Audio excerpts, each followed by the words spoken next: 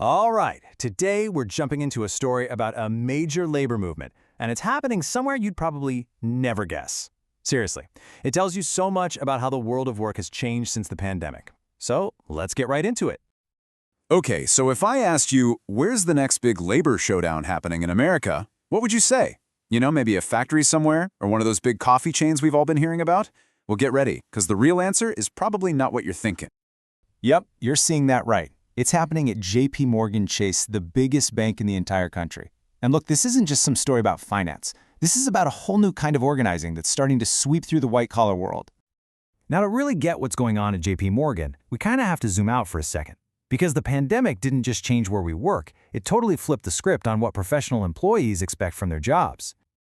So labor experts basically see this playing out in three stages.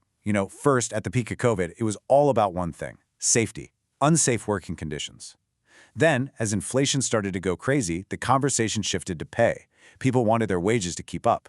And now we're in phase three. This is the big one. The debate over what the new normal even means, especially with all these return-to-office fights. And that is the backdrop for everything we're saying now. And just look at this number, 0.8%. That's it. That's the unionization rate in the entire U.S. finance industry. It is the lowest of any private sector industry. So when I say organizing here is a big deal, I mean it's a huge deal. Okay, so let's zoom right back in on JP Morgan and get to know the group that's making all this noise, the JPMC Workers Alliance. And this is where things get really interesting, because you've got this wild contrast. On one side, you have the bank, and it's just crushing it. The stock is up 36%. They're doing a $50 billion stock buyback. I mean, analysts are literally calling it superiority on display.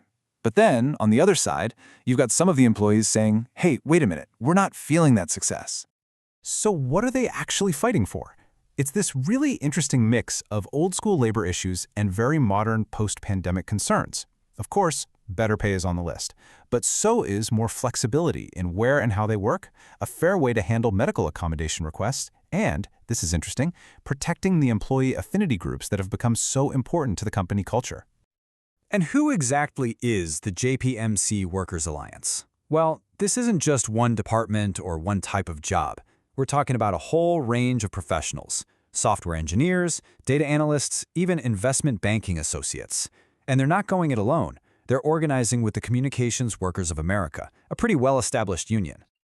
All right, let's talk about the one issue that has become the real flashpoint, the centerpiece of this whole campaign.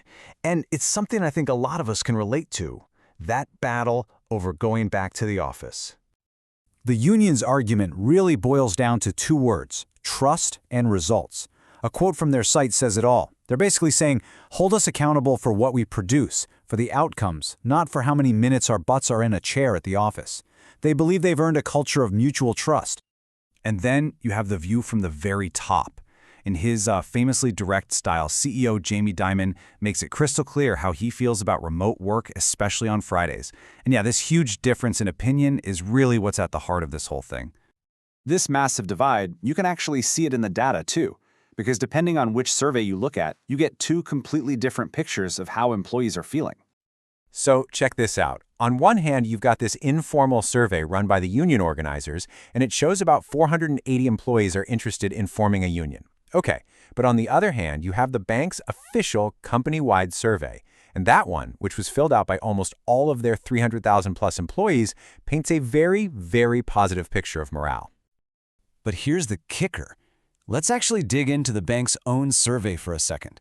Because even with all those high scores, if you look at the areas that scored the lowest, it's incredibly revealing. What were they? Opportunities for career growth, feeling like the company prioritizes well-being, and competitive pay.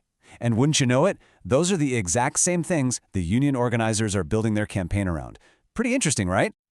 So what does this all mean for the bigger picture? Is this just a JP Morgan thing, or could this become a model for the rest of Wall Street? Well, it's not totally unheard of. There is actually a recent blueprint for this over at Wells Fargo.